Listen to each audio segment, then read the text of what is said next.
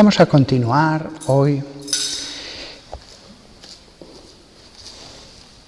leyendo, más que explicando, leyendo pasajes del diario de Sor Faustina, porque estando en un convento pienso que ella puede ejercer de maestra simplemente contándonos lo que ella aprendió del Maestro Jesús. Lo mismo que los apóstoles aprendieron de Jesús y ellos enseñaron a los discípulos, y los discípulos a todo el pueblo, también Sor Faustina aprendió de Jesús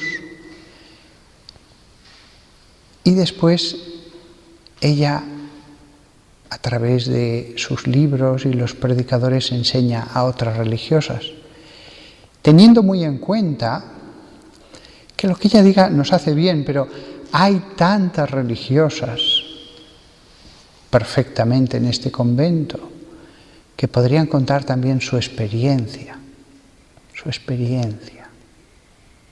También cada religiosa ha aprendido directamente del Maestro Jesús, pero no todos reciben el encargo de enseñar. Sor Faustina sí que recibió el expreso encargo de Jesús de que fuera anotando las cosas que Él le decía. Cuando Dios quiere que alguien enseñe, ya Él lo indica, de un modo o de otro. El alma que se oculta, que quiere estar en un segundo plano, desconocida, en el silencio, no tiene que tener ningún escrúpulo de conciencia de si se estará malgastando algún talento, porque cuando Dios quiere algo ya lo indica. Ayer, ciertamente, nos habíamos quedado en la parte en que Jesús le decía: no exijo tus mortificaciones, sino la obediencia. Porque le había Jesús dicho que pidiera a la superiora llevar cilicio. Y la superiora le dijo que no. Y entonces le sorprendió mucho a Sor Faustina por qué Jesús le había pedido eso. Y Jesús le dijo: no exijo tus mortificaciones, sino la obediencia. Él le había pedido que hiciera algo que sabía que la superiora no se lo iba a permitir. Una enseñanza. Repito también que tuvo una visión, no sé si era una visión o un sueño, en que vio como las superioras, las hermanas, las alumnas e incluso los sacerdotes le golpeaban mientras subía rápido hacia el lugar que le estaba destinado junto al altar. Le golpeaban. Pero cuando llega al altar, las religiosas de esa época de ningún modo se colocaban junto al altar, es una visión. Dice: en aquel momento una felicidad inconcebible inundó mi alma. Después, una frase de ayer que quiero repetir porque es tan importante. Escribió ella: Jesús, cuando quiere purificar un alma, utiliza los instrumentos que Él quiere. Qué gran verdad esto. Y entonces, lo que dice ella: Jesús, vida de mi vida. Esto sí que es algo esencial a toda religiosa en un convento. ¿Qué es lo que necesita? A Jesús. Lo demás es totalmente accidental. Si tiene salud, si es despreciada, cómo la traten, cómo se sienta. Jesús, vida de mi vida. Lo que le dijo Sor Faustina: aunque me mates, yo confiaré en ti. Bueno, vamos a continuar en la parte en que nos quedamos ayer.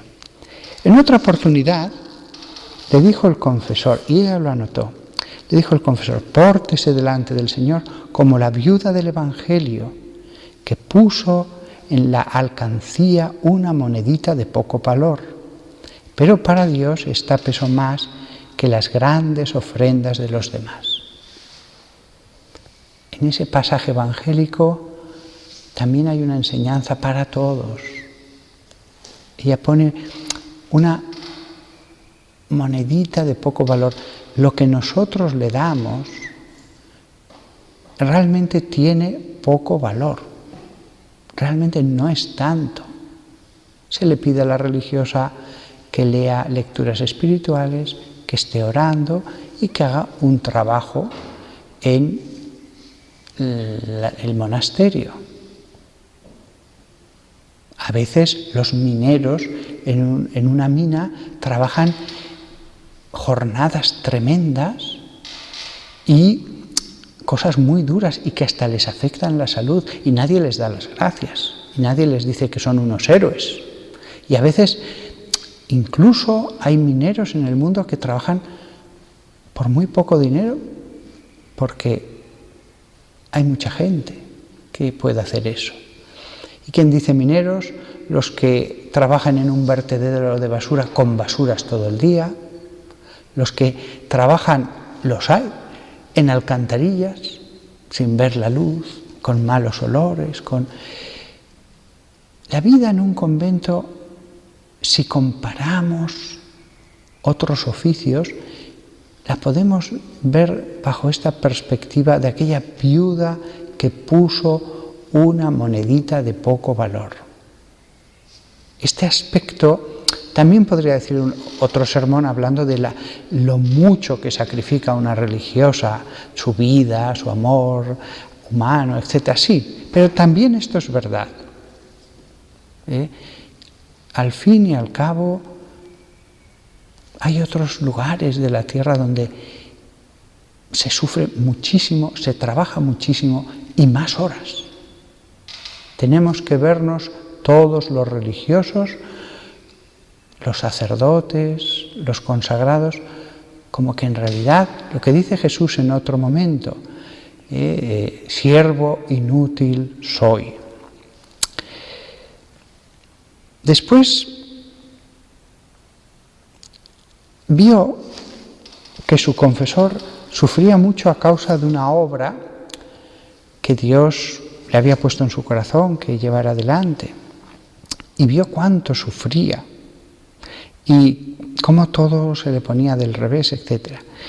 Y entonces ella escribió que parecía que Jesús mismo le dificultaba esa obra.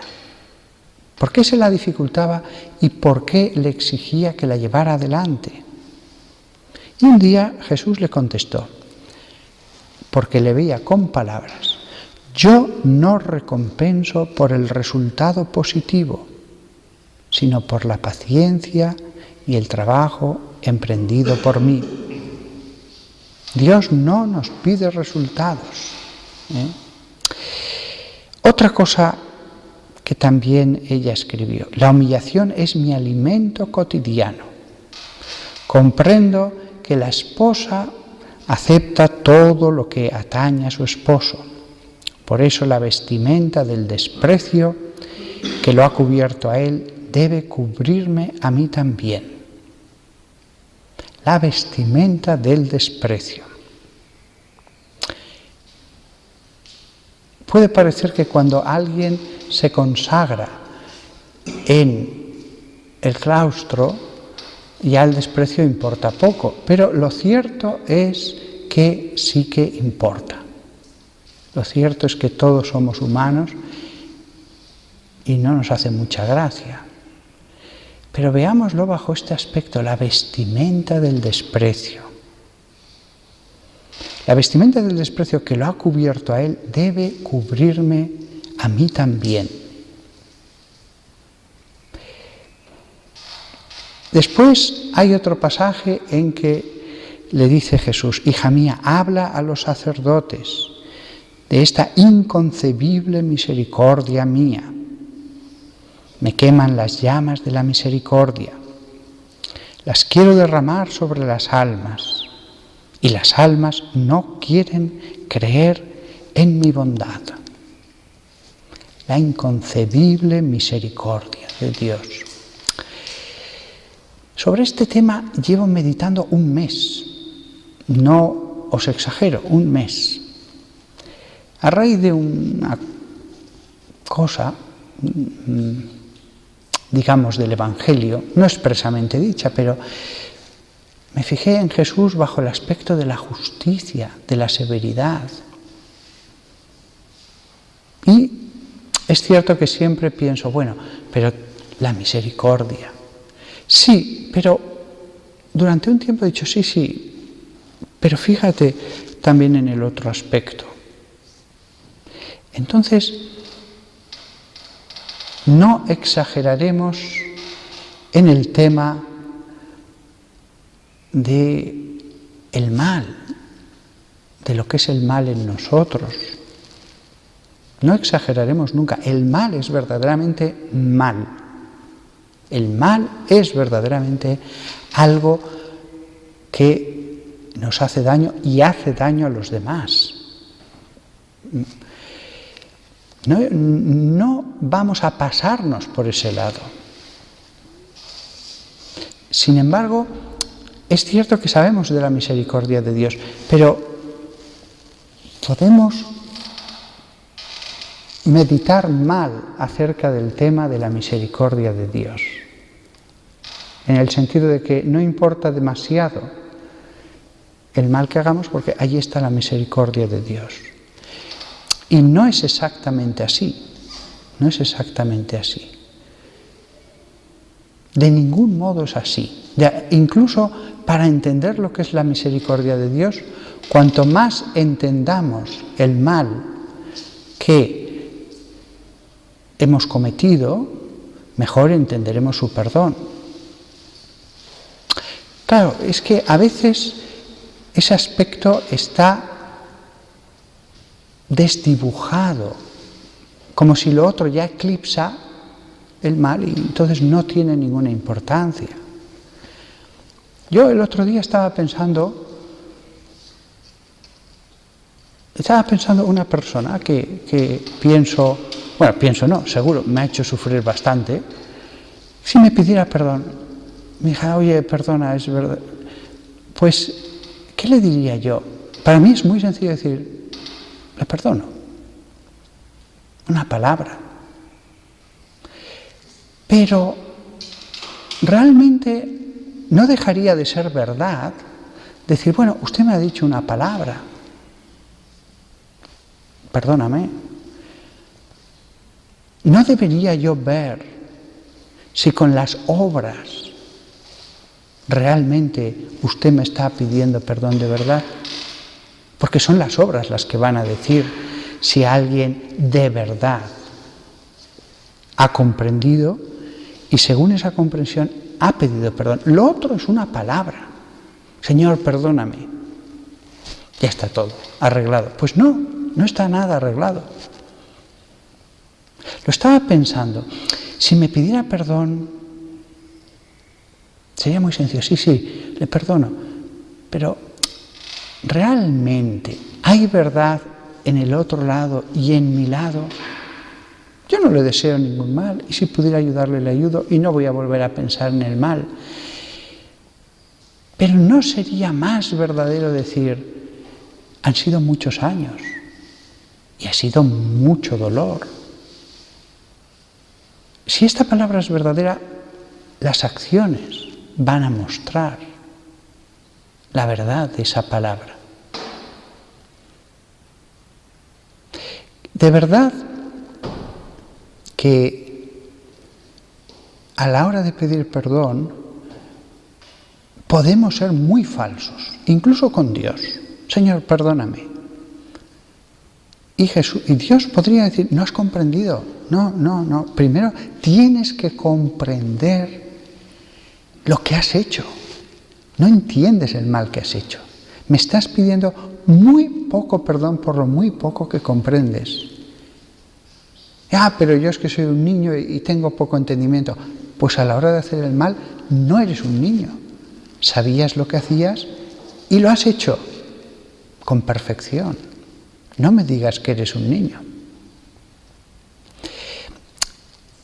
Cada vez que le pidamos perdón a Dios, ojo, no incurramos en un acto meramente protocolario, en un acto meramente nominal, en palabras que resuenan en el aire, llenas de vanidad. Debemos emplear un tiempo, lo primero de todo, para meditar, pero después pedir a Dios que nos dé a comprender la medida, la profundidad del mal cometido. Por supuesto con los demás, el primero de todos, por encima de Dios. A Dios no le vemos. Es muy fácil entender el daño que hacemos al prójimo con nuestras acciones. Eso sí que es fácil. Hay que ir primero a lo fácil. Y después podemos entender el daño cometido a nosotros mismos, la ofensa a Dios, el desamor incluso. Pero vayamos primero a las ofensas. A lo mejor le estamos pidiendo perdón de nuestro desamor y dijera, no. Aquí hay mucho más que no lo estás teniendo en cuenta. Lo otro es una palabra. Somos niños, no comprendemos. Pues tampoco te esfuerzas. La divina misericordia. Habla a los sacerdotes de esta inconcebible misericordia mía. Sí. Pero para entenderla es necesario primero, siempre, entender este otro aspecto. Si no, hasta el yo confieso que rezamos en la misa, Dios nos podría decir con toda verdad, muy bien, no te he perdonado nada después del yo confieso. Esto es muy importante. La petición de la comprensión. Yo este tema, no os he exagerado, 1 mes llevo en mi oración personal dándole vueltas, la relación entre la misericordia y la justicia, entre la severidad y el perdón. Diréis, ¿severidad? Sí, por los efectos. ¿Cómo sabemos la severidad de Dios? Por los efectos que tienen nuestras acciones y que Dios permite. Así que meditémoslo. Yo no pretendo ponerme en el lado de Dios. Cada uno debe con Dios decir, realmente conozco la gravedad de lo que hago.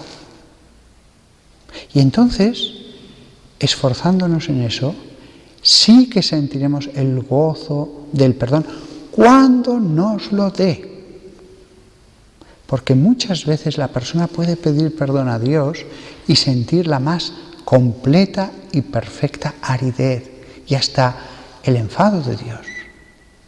Y más adelante sentir, sí, te perdono. Sí, te perdono. Sí, ahora sí te inundo con el sentimiento de que estás perdonado.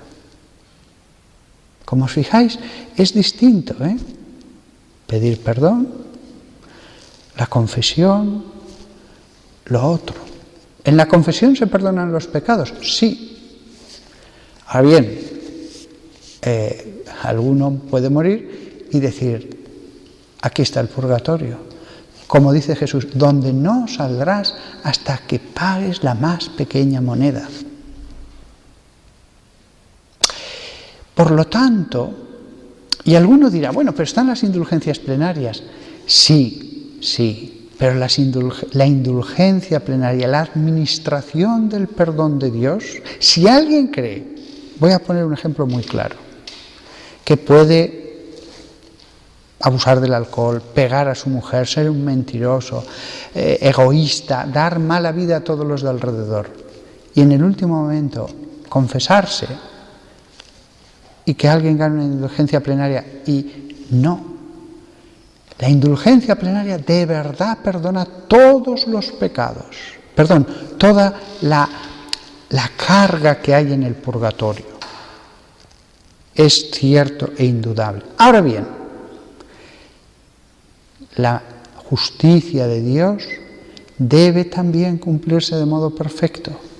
Y sin ninguna duda, la indulgencia plenaria gana la purificación de las almas, a no ser que haya razones por las que lo que está deformado en el alma requiera un tiempo ser enderezado, lo cual ya no tiene que ver tanto con la deuda como con la deformación. Sí, por mi parte no tienes ninguna deuda, pero vas a tener que estar aquí hasta que tu psicología se enderece, hasta que tu ser realmente haya comprendido para poder entrar en la presencia de Dios. La indulgencia plenaria en la mayor parte de personas que solo tienen pecados de debilidad, por supuesto que les perdona, pero ya cuando entra el sufrimiento de otras personas, la deformación que hay en el alma es muy profunda y el purgatorio es necesario, no una mera cuestión de deudas. Con lo cual, la justicia, las palabras de Jesús, no saldrá hasta que pague hasta la más pequeña moneda. Eso es verdad. Eso es verdad. Y Jesús sabía lo otro, las indulgencias. Nada más que todos nosotros meditemos este tema, porque es cierto que también hay que sentirlo, hay que recibir una gracia para entenderlo. Si no, uno dice, bueno, sí, pero no soy tan malo. Y sin embargo, todos somos peores de lo que creemos. Todos. Solamente con la gracia de Dios nos podemos ver un poco bajo el aspecto de la santidad de Dios. Y entonces es cuando de verdad, en la medida que más plenamente nos sentimos necesitados de ese perdón, es cuando podemos ser purificados de un modo más pleno. Perfección del arrepentimiento, perfección del perdón.